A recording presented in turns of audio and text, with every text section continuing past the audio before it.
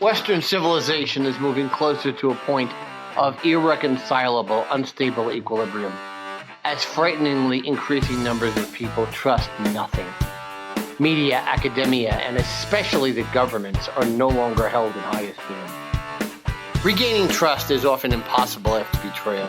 However, transparency is essential to any healing process, and that is the essence of the Don Sullivan Show. Please listen to the team explore, probe, and debate cutting-edge science, technology, and computing. Play ball!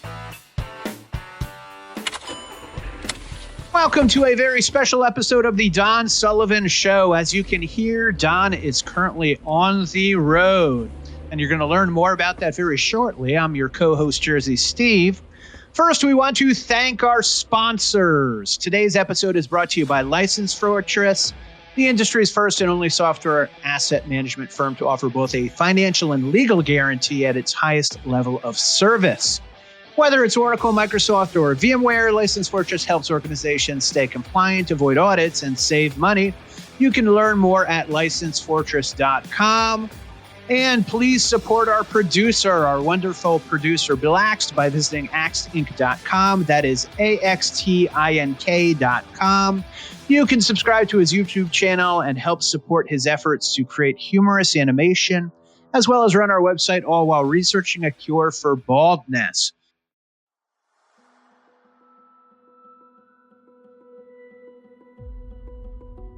Hello, folks, and welcome once again, to the Don Sullivan Show, the show where we talk about everything science, technology, and computing related. And that means anything that we can find, I can find, anywhere in the world that relates to science, technology, and computing, which, to be honest, is a whole lot of things. Obviously, in the last few weeks, we have discussed the concepts of genius and the concepts of kids being psychologically affected by smartphones. We've discussed surgeries that I've had, and we've discussed places that I have found myself in around the world. Well, guess what? I'm in a new place now. Not really a new place for me. I've been on a lot of different cruise ships throughout my life. But I am on a river cruise, and I'm floating between the city of Prague, the Czech Republic, formerly Czechoslovakia, and Paris. And there's all kinds of things that are interesting. So we're going to have a couple of different shows as we go along this particular journey that talk about, or we talk about, Stephen isn't here at the moment, but he'll be doing a lot of comments. I shouldn't say we, I should say me at the moment. I was hoping to also get a couple of guests from this particular ship on, but unfortunately, most of the employees, even the officers of these ships, need all kinds of prearranged permission to talk about the basic technologies of their unfathomably amazing floating vehicles. So instead, what we're going to do here is I'm just going to talk about it all myself, and Steven's going to comment a lot, and we'll get Pat the Admiral and others to eventually come on to talk about some of the technologies in a much deeper fashion. But for now, it's just going to be me, and we are floating up and down in a 400 feet long, 40 foot wide river cruise ship that is really quite magnificent and unbelievably efficient. There are many, many hundreds there, obviously, for those of the listeners of the Don Sullivan Show in the audience, that Viking Cruises is most prominent in terms of the advertising within the United States. But there are many, many more in Europe. Most of these river cruises happen in the United States, in Europe. There are a few that happen up and down the Mississippi and the Missouri. There are some that happen and occur in Africa, down the Nile. There are some that go up and down on different ships in various different places along the Amazon in South America. But 90+% occur in Europe, along the Danube, along the Rhine, along the Elbe, along the Vltava River coming out of Prague, along, through the main canal which connects the Danube, and the Rhine and the Seine, going up to the North Sea and so on. So we are going to have an interesting conversation about a lot of the technology, and what I want to actually explain to you in detail here, as much detail as I can actually manage, is some of the differences between the way that the river cruise boats work as opposed to the ocean cruise boats, ships actually work. They're obviously enormous, the ocean cruise boats, as opposed to the river cruise boats, which are much smaller. But they're still ships, and they still have certain features that are very similar, but then there is a lot of more subtle differences that are certainly worth exploring on this show and as well on later shows.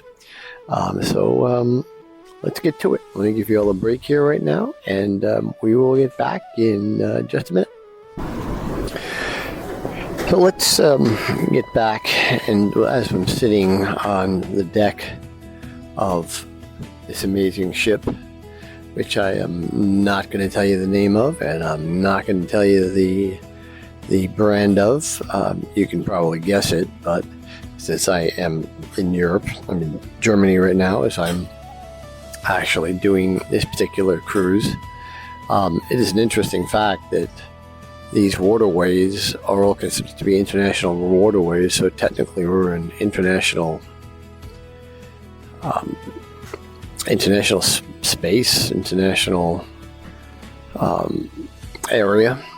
Whenever you're on one of these waterways that transverse the various different countries, it's kind of interesting that certain countries in the world think that ocean straits can somehow be owned by themselves, even though they are well within international treaties that don't allow such things.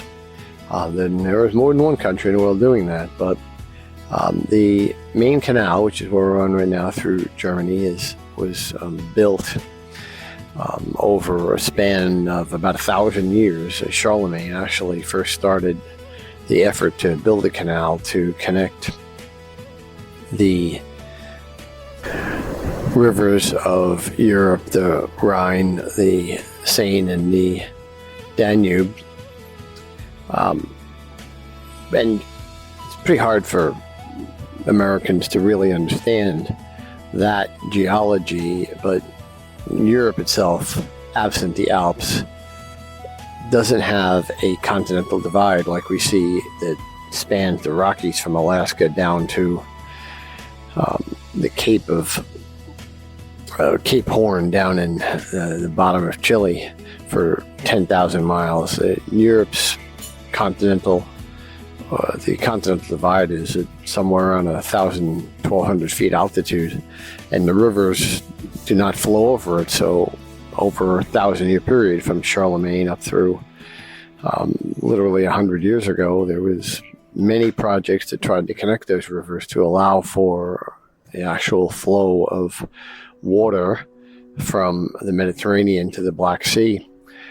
So that's an incredibly interesting topic. And guess what? We're going to have an entire show on canals pretty soon, and canals all around the world and how they've been built. And we'll do it again from this canal itself, but that's for a different day. So I, again, don't mean to digress, but I can't help myself. And that's, of course, because there is so much interesting. It is so basic and so fundamental in regards to all science, technology, and computing. So to start off our real discussion here, it's interesting to note the popular acceptance of cruising in general. Because 5 years ago, there was certainly a question as to whether or not the entire industry could potentially be destroyed. After all, it was the Diamond Princess sitting in the harbors in Japan that first had the major catastrophic, not the first cases, but the major catastrophic outbreaks of COVID-19, SARS-CoV-2, and they didn't know what to do with people on the ship, and they had to be flown all over the world, and they were flown all over the world, and there were every possible mistake made and so on. And to a certain extent, the industry itself got the blame, and the stocks for the various different cruise companies, Royal Caribbean, RCL, Norwegian, NCL, the Caribbean, CCL, Viking, and some of the other smaller ones, really took a nosedive, especially when they had to cancel about a year and a half's worth of booked sailings, and then somehow find a way to deal with their employees over that time who had been contracted for 6 to 9 months, and put the ships in dry dock and keep them protected and so on. It was a massive operation, but the truth is every one of these companies came through very well, and the companies, the corporations are doing even better than they were in 2019. In fact, in 2019, there are approximately 30 million cruise passengers during that entire year. And in 2025, there was 35 million. In between, of course, there were disasters, and the number of actual cruise passengers, obviously including people who potentially cruised more than one time. And of course, you can take cruises that go from anywhere from 3 days to pretty much unlimited, but it went down into the single-digit millions, I think into 3 to 5 million total in 2020, and that was mostly over the period until the Diamond Princess disaster in April. But as you can see, as I mentioned, that all over the world, these cruises are working. These cruise companies are doing extremely well, whether they are river cruises companies or they are the ocean liner companies. So, as again, I want to talk about some of the differences between the ships themselves. The technology is being enhanced tremendously. River cruises themselves are experimenting with electric power, although now it's amazing, but they use the exact same diesel as used in your trucks in the United States and all around the world. It's still dirty old diesel that's used. Of course, the ocean liners primarily use heavy diesel or bunker fuel, and some people refer to it as just liquid tar. It's cheaper and it burns hot, and that's what's used for them. Although all the cruise lines are working on alternative methods of power, I will tell you, I guarantee you that if it was acceptable socially throughout the world, that you could, I think, almost easily have big 1,200 meter ocean cruise ships run with nuclear power plants. Certainly the nuclear reactors, at least the aircraft carriers, which are about the same size, do, of course, run with nuclear power. And they could run pretty much forever then without ever having to come to port. Those aircraft carriers go on 9-month missions. That's why George W. Bush in 2002 made the mistake of, or 2003 made the mistake of agreeing to have the mission accomplished banner over him when he welcomed the aircraft carrier back, because they had actually just completed a mission that had been a 9-month mission and had been extended because of the invasion of Iraq. So that's a little tidbit, side bit. But as I said, the technology is getting really interesting, and in that there are many different alternatives in terms of fuel being explored. But what's most interesting is that the river cruise boats, and we're going to talk about the size and speed and a lot about them as we move along in this episode. But they're actually experimenting with electric power, which is a lot more reasonable than you think. and not just solar panels, but they're in the sun all the time for the most part on the rivers. They stay outside. They don't stay parked in a garage. Obviously, they're too big. And they do have quite a surface area, being the biggest ones being about 40 feet wide and about 400 feet long. So there's a lot of place to put solar panels on. Of course, you'd have to potentially compromise the availability of passengers and top decks and so on, but there's a lot of interesting experimentation going on with that. So, moving on, let's talk about some of the technological issues and differences. And I suppose differences become issues at some point that correspond to the differences between the river cruise ships and the ocean liners themselves. One of them is noise. Now, you're on a big ocean liner. You've all heard the massive foghorns that hit 110 decibels. And of course, that's necessary to warn other vessels that are floating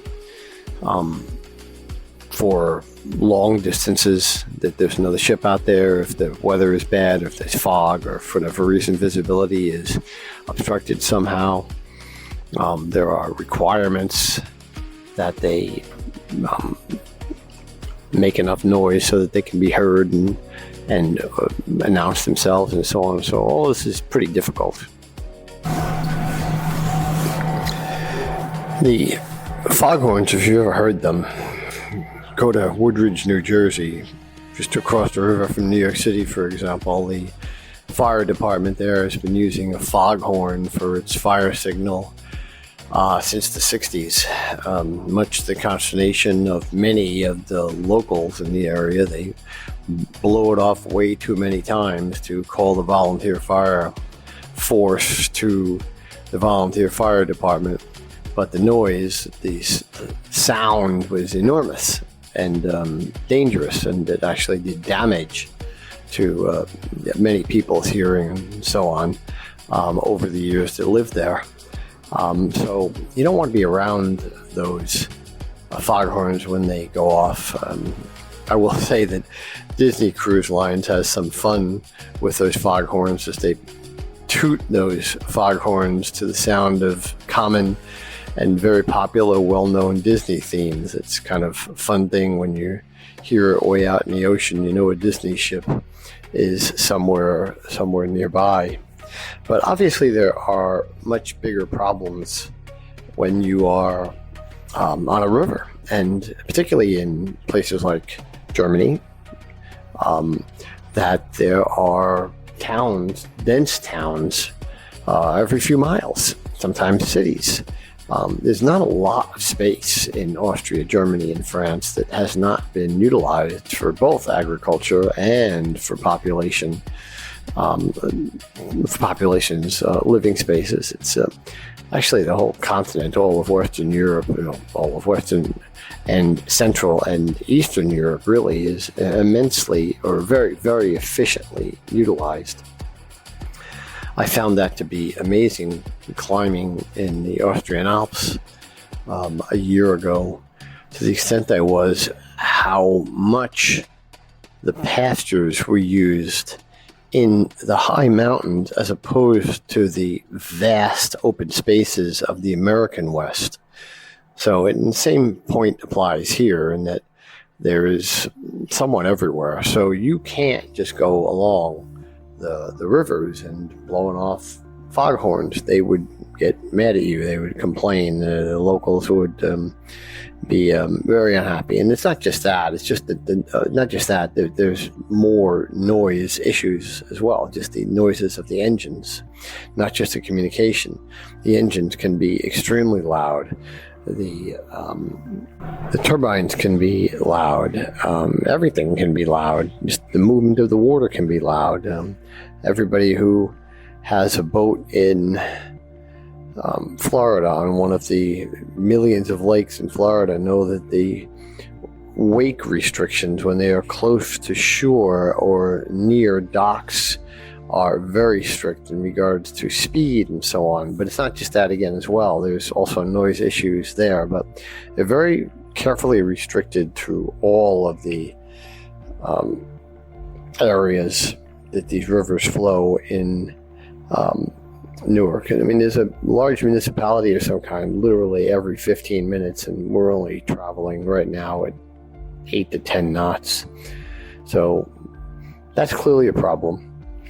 And the various different technologies that are being implemented, have been implemented in the past, have different types of engines, have more engines, have quieter engines, do not use communication technologies that involve foghorns, are able to slice through the river with different levels of draft, so they do not create those kind of wakes that are so common in recreational boating and so on. So they're very, very sophisticated in that matter.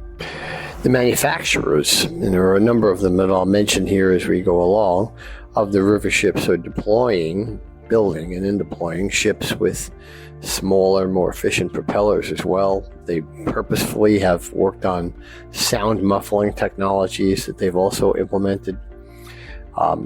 There's a new twin prop thrusters that they use that apparently are less than a quarter of the total volume of sound as a single thrusting propeller would have, that is double the size and double the power. So they can create equivalent power with less than half the actual disruption of the water and the noise that comes out of more classic but just as powerful single prop propellers. Of course, there are always emergencies. They have foghorns and other types of public speaking systems that can be implemented even at night, of course, if there is some kind of emergency, which even if the rivers themselves are typically less than a half-mile wide, there certainly can be. What I'll tell you is that they are sitting on a deck of one of them right now, and they are as quiet as a baby sleeping quarters, other than a few people walking around the deck, doing some cleaning and working on other different maintenance items and carrying things around. I can stand right over by the railing, and there is no sound whatsoever. And I'm only about 15 feet off the ground, whereas when I'm on a big ocean liner, I can be on the 14th floor. Of course, they don't count 13, but on the 14th deck, and you can still hear the water splashing down below. You can still hear the massive ship cutting through the water, faster and much, much bigger, of course, but still, there is no consideration technologically for noise concerns, whereas it's a major consideration when it comes to river cruise ships. Another interesting aspect of enhanced technology is happening through the entire cruise industry. And whether or not Elon Musk at any point in time gets mad at his European antagonists or not, there are still amazing levels of internet access. Starlink itself is, of course, the most important. To be honest, I've been in every ocean in the world in the last 2 years, and whether or not I'm in the Antarctic or near the Antarctic in the Southern Ocean or in the Arctic Ocean, or it just doesn't matter where, the Wi-Fi calling over Starlink is better than landline calling to the house next door was a few years ago, or any cell phone I've ever heard. It's absolutely amazing. And I haven't had a chance really to try. I'm not able to use Wi-Fi calling on this ship for some reason. But you don't really need to. I have access to the regular cell network, whereas when you're in the oceans, you don't. But I will tell you, there is absolutely no issue with the idea of being and working remote completely and full-time for an extended period of time on an ocean cruise ship, or one of these for that matter at this point, because the internet access, unlike say 5 or 10 years ago, is almost a commonly accepted feature. You do have to pay for it significantly on most of the ocean cruise liners. I think that's something that will eventually just be rolled into the features of the overall package itself, similarly to how the resort fees work in resorts, particularly in Las Vegas.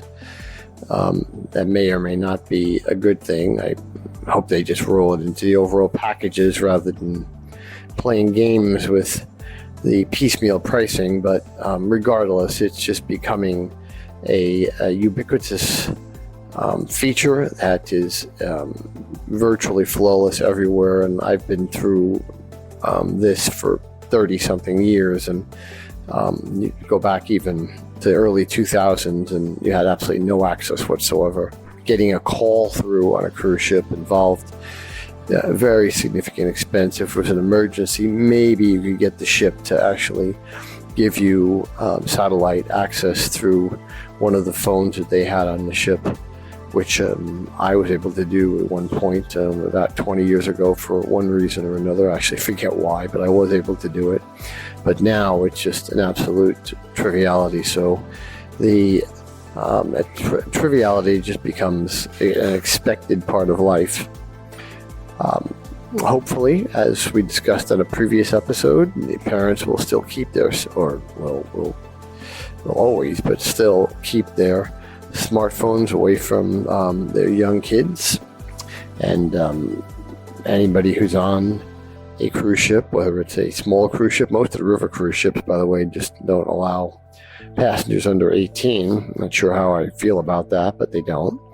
The more often than not, the passengers are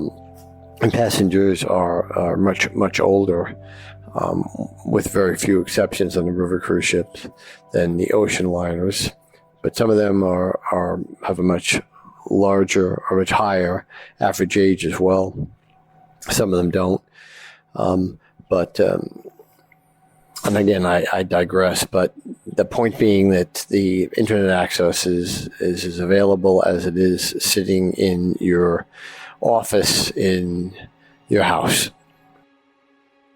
Some of the other interesting technological differences that, until you sit down and really think about it, and I did, particularly for this episode, stuff that I always wondered about before, but really preparing for this episode, I had to sort of organize some major differences in the requirements on these ships. Just something like sharp turns. And obviously, going through one of the rivers in Europe, I mean, these turns are not 90 degrees, but they're sharp turns. And generally speaking, what I've learned is that the ships themselves, whether they be 400 meter or 400 meter ships or 140 meter ships, they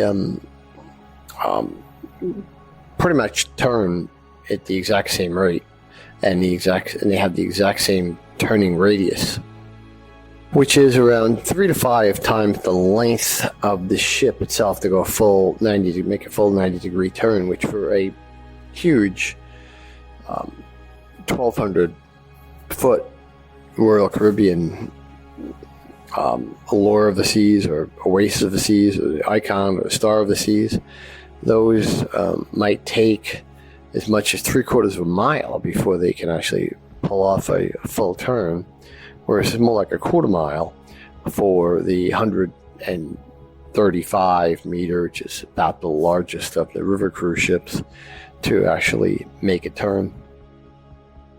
So to sort of sum that up, in case I mixed up my meters and my feet there, it's about 3 to 5 times the length of the ships to turn 90 degrees. So about 1,200 meters for the ocean line ships and about 400 for the river cruise ships, which is, again, they're about the same. So the rudders, for the most part, work the same.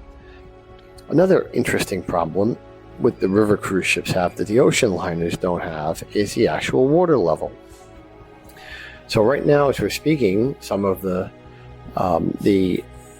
ships that are going up near Dresden actually have to unload their passengers and all of as much equipment as possible, because the river level itself apparently is only about 10 meters, and it needs to be double that. For whatever reason, it's low, and it's in May, and it shouldn't be, but it's low, and so people have to get off and bus to a different point, which the river cruise lines are used to, because this does happen quite a bit, and they can get back on when the ship is able to get past this point of low water.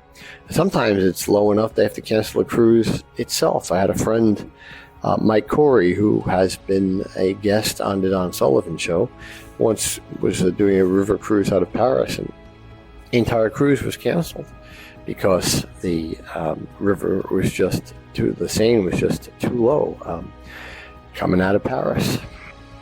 So some interesting things have to happen when the rivers have low or high water. High water is a different problem because there's lots and lots of bridges on these rivers. And for, unfortunately, 2 days, not right now, but for 2 days on this particular cruise, which is very interesting from what I just told you in terms of a contrast, but the water was a little bit high and they couldn't allow people on the upper deck, the recreational deck, because the rivers being too high made the crossings under the bridges too low, and they didn't want people to get hit by the bridges. So we're just not allowed to go up there. We weren't allowed to go up there for the first 2 days of this particular cruise. We are now. But if it's low, you have to get off, and the river, the water that is, you have to get off and bus around it. So that's something that they have to take into account, and they have to be extremely adept at understanding. Not that the ocean liners don't, especially when they get close to shore, but they have to be extremely adept at constantly being focused on where the water level is at and what is underneath the ships. You can have all kinds of things happen in rivers that don't really happen on or are a factor on the oceans. You could have vehicles of some kind. You could have rocks, boulders fall from the shores, or even some hills, not a lot of them, but some hills and cliffs that are nearby, and fall into the water and create an obstruction, which would be disastrous for a ship such as this that's cruising along at 10 knots or so now, if they didn't see it in time. So there's all kinds of things that can happen in that regard. Makes these kinds of ships have different technological requirements. So something else that happens and they have to deal with is the fact that the docks everywhere are tiny. Parking is an issue. There are lots of river cruise ships and they have to park in different places, but the docks themselves are not that prolific in terms of number, and they are also quite small, and a lot of these towns are small themselves. And it often is the case that the river is quite shallow, so the draft, meaning the amount of the ship that goes beneath the actual water, has to be sufficiently low to be able to cope with the shore and the potential shallowness of the shore. Sometimes there are so few parking spaces, and this just gets very interesting, that the ships actually cooperate, team up, whether they're from different companies or not, and they will parallel park against each other, and they will create an opening. So it's only 40 feet wide. So if you want to get to your ship might be third in line or third in parallel off the dock. So you will have to walk through the first ship, then the second ship to get to the third ship, which is your ship. And it's kind of awkward and funny, but you get used to it. It happens a lot. But one of the things that's happening is that the various different companies are working together with the individuals who own the docks, and usually municipalities of some kind, to create smart docks, not only for and I mean documents, but docks where the ships park, especially where they disembark and embark, meaning that the passengers at some point in time will be able to get on the ship, do all of their registration, which is, you can come pretty close to doing it now, but do all their registration before they get to the ship, and then literally just show an ID and walk on, and through some kind of biometric authentication be able to walk on and have everything ready for you. They're very close to actually doing that now, but even more so, it's of value for the owners of the docks and the towns by the docks to have as much information, guess what a surprise here, having as much data as possible on everyone who's on the ship, having access to all the electronic medical records. Presently, there is a problem with electronic medical records being accessible to doctors in Europe if American patients happen to be in Europe, which of course should not be, but it's a hurdle right now. It's more a legal hurdle than it is a technological issue, obviously. But having all of this data available immediately when a particular river cruise line hops on board a particular dock, parks, and everybody gets off.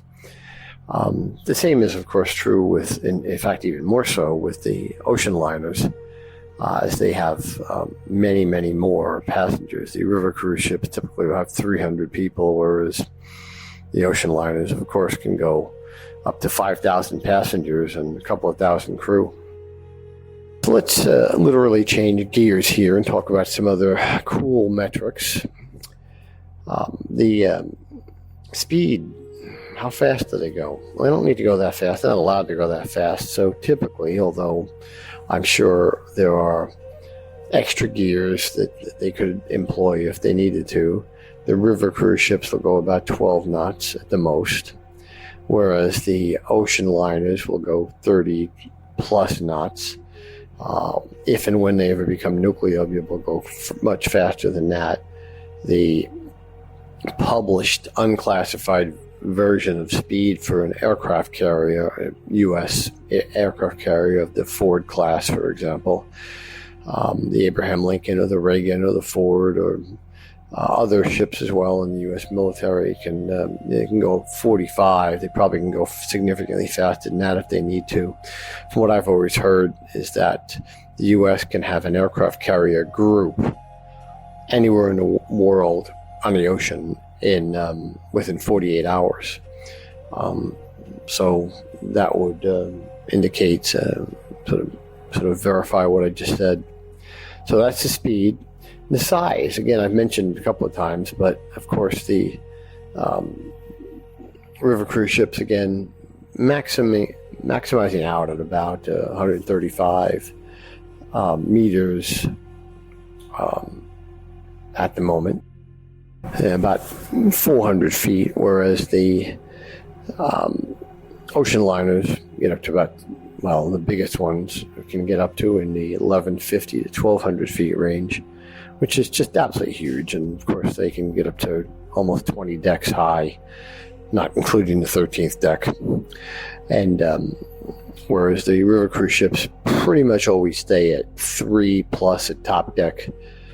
Again, because of the bridges and so on. They're just overall regulations. Hey, we just went under one of the bigger bridges right now, and yeah, it's still pretty close. Pretty amazing.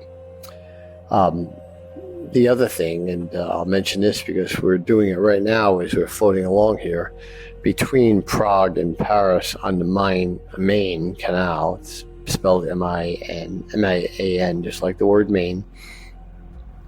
That There's about 35 different sets of locks, and I'm not going to go into that in much detail right now. There's lots of lock technology out there as well. In fact, we're going to have an entire show on the canals of the world, as I mentioned earlier in the episode. But we're in a lock right now as I'm speaking. So let's talk a little bit about the companies. The companies themselves, as we've talked about in some other shows, interestingly and traditionally focus on ocean liners. The ones that focus on ocean liners, such as Carnival and CCL and RCL and NCL, they are now actually, in some cases, offering river cruises, or have produced and building river cruise boats. Whereas the companies like Viking, most prominently, that have traditionally focused on river cruises, are now themselves introducing and have certain ocean cruise lines and options, lots of them actually, and they're all over the world. So that indicates an extremely healthy market in which you have a significant amount of competition, not terribly monopolized, a little bit in regards to some of the consolidation between RCL, NCL, and CCL. But there are others, lots of others, other high-end cruise lines and some more individual cruise lines and boats and so on, as we talked about in the Don Sullivan Show in Lake Clark last summer, when we were on that lake in Alaska in the national park on that catamaran. That was a cruise line that just took us in that huge lake for a while. So there's lots of different facets and options within the overall market of cruise vacations and sailing in general. And it's a very healthy market, growing very fast and in a very stable and concerted way. And as I mentioned before, amazingly, very impressively handled the 3 years of chaos that was thrust upon it with the virus that came out of Wuhan, China. So let's talk about where these ships are built. The ships are built all over the world, but they are built in a couple of interesting particular places. Most of the river cruise ships, or at least the ones from Viking, about 60 of them, and Viking's got a fleet of about 100, have been built near a length of about 135 meters, as I've been mentioning through the entire episode, in the Rostock's Germany Neptune yard, and built there since 2011 in a shipping yard. It's interesting that that's where they would choose to go, and I know that the President's administration in the United States wants to bring a lot more shipbuilding back into the United States. These ships last for about 20 years, and they have to be then recycled and reused. They can't be refurbished. Sometimes the ocean liners, or all the ocean liners, get refurbished after about 10 years. They're built all over in different places in the world as well. Italy, Norway, other parts of Scandinavia, and so on. Where the ships are, and I know I've mentioned this on previous episodes, but where the ships are actually flagged is different. Of course, they're all United States-based companies, which are sometimes in San Francisco, but most of the times in Florida. But they will actually register the ships for both tax reasons and regulation reasons. Most of the regulation reasons have to do almost solely with labor laws, particularly with the ocean liners. But also, they're restricted by the Jones Act, which requires any vessel floating, sailing between various different parts of the United States to have at least one international stop, or follow basically all U.S. regulations having to do with importing and taxes and environmental concerns and mostly labor concerns and so on. So this is why, again, we've seen, as I mentioned before, Alaska cruises either leave from Vancouver and go up to the Seward near Anchorage area. Some of them do round trips, or they go from Seattle and have to stop in Vancouver. And even when there was waivers given during COVID for the Jones Act to allow the cruise lines to not have to go into Canada because Canada had a lot more strict and later COVID regulations than the United States did, the cruise lines that were operating, and when they were operating, didn't want to change because the schedules are set so far in advance, both the resupply schedules and the passenger schedules and so on. So that was kind of interesting. But they're also flagged in places like Bermuda, Netherlands, Panama, Malta, the little island microstate of Malta. Well, you might ask why. And obviously, if there's ever really an emergency of any kind, of any real nature, the Carnival Triumph comes to mind when it got stuck out in the middle of the Gulf of Mexico with its engines not working. They all expect the International Marine Treaty and the rules of the sea require any vessel that is nearby to render aid to the extent that it's capable of. But the bottom line is that they are all going to expect the U.S. Navy to come to their rescue somewhere, anywhere in the world, all the time. But they are registered in these various places because of business reasons, the taxation reasons, the regulation reasons, the mostly labor reasons are very favorable in those particular places. So even the river cruise lines register themselves in different locations that are favorable to the business itself. And you would expect nothing else, since their first and really only fiduciary duty is to the shareholders of the company. And when your fiduciary duty is to shareholders, your actual operational duty is certainly for the safety of your passengers and crew, and then to create a good product. That's what benefits the shareholders the most, because that's what helps the share price the most ultimately. Now, along with stock speculation and other types of financial manipulation, but that's for a different show. And yes, I think even on a Don Sullivan Show, we could cover those kind of subjects. So lots of interesting subject matter here, and it's not something that I had spent a lot of time thinking about before. It is before we wanted to prepare for this show. We've got this whole sub-series on big ships. We're going to eventually get folks on who have great knowledge of military ships, particularly the aircraft carriers and how they're powered, as well as some more nuances than we've had before in the multiple episodes that we've done on cruise ships, hoping to get executives from one or more of the cruise lines on to talk about how their ships work and maybe even how they differ from some others from a technological perspective.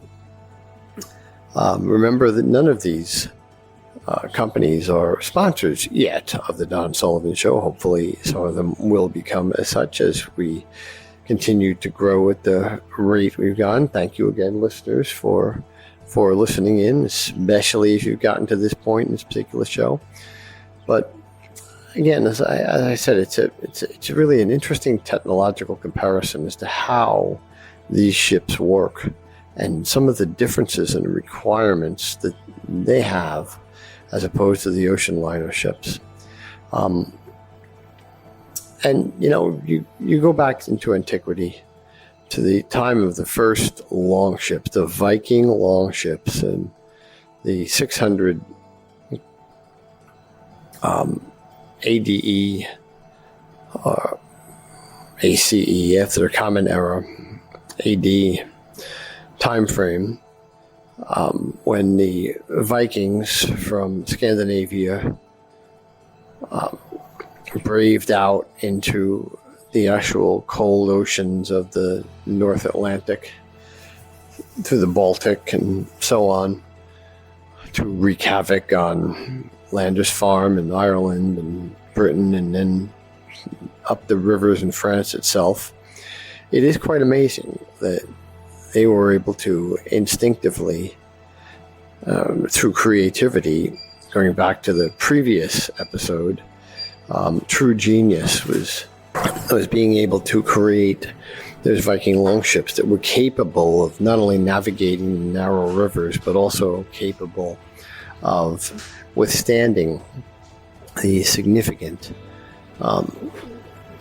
forces of the oceans at the same time. And they, of course, braved themselves all the way to Iceland, and then to become the first settlers of Greenland, and then make it all the way to the shores of North America, as well as up the rivers all the way up into Paris and so on. Of course, creating huge amounts of havoc along the way, but going in so many different directions to Kiev to effectively found what we know now as both Ukraine and Russia, which of course moved significantly east to become a different culture over the hundreds of years in between our time and theirs. But they moved up the rivers that way, and then they moved out into the ocean and down to Europe and over to North America, using what is essentially the same basic fundamental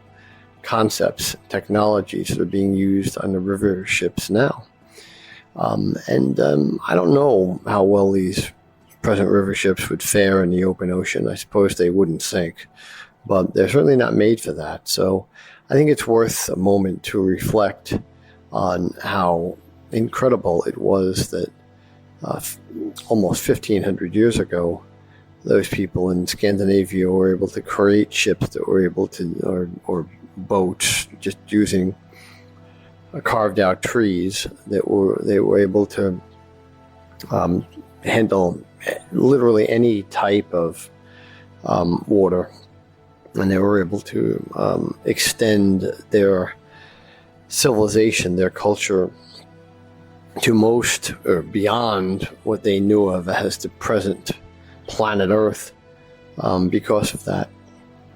So it's a pretty cool thing to be able to sort of tie in this idea of genius, which I am going to do, Steve and I are going to do extensively as we move along with the various different sub-series of the Don Sullivan Show, as much as we possibly can. When we see it, we're going to point it out, and that's something from a historical perspective I do want to point out. And again, the point just being that the fundamental technology is very similar to the 1,500 years ago, which is barely out of the Stone Age. In fact, in some ways, maybe it wasn't out of the Stone Age, or, well, not the Stone Age, but the Iron Age, we'll say. If they did use nails and so on. So I don't mean to be that glib about my historical description. So, folks, I want to thank you for listening in to this episode on comparing ocean liners, ocean cruise ships to river cruise ships. And we will be back with a couple more episodes from this particular ship. We're going to have Dr. Theo Hodge back on. He's with me on this ship. We're going to also have another episode that I'm going to do myself, solely on canals, and maybe a couple others as we move along throughout the next couple of weeks before we get back to Denver and start climbing mountains again. So thank you all for listening, and folks, I will leave you again with this. You know what it is. You know what it is. Be ready for it. And it doesn't matter if we're talking about history, or on a river cruise ship, or an ocean liner, or climbing a mountain, or climbing down into a canyon, or being operated on. Folks, you all have to remember all the time, the most important thing is that all at-bats are situational. See you for now.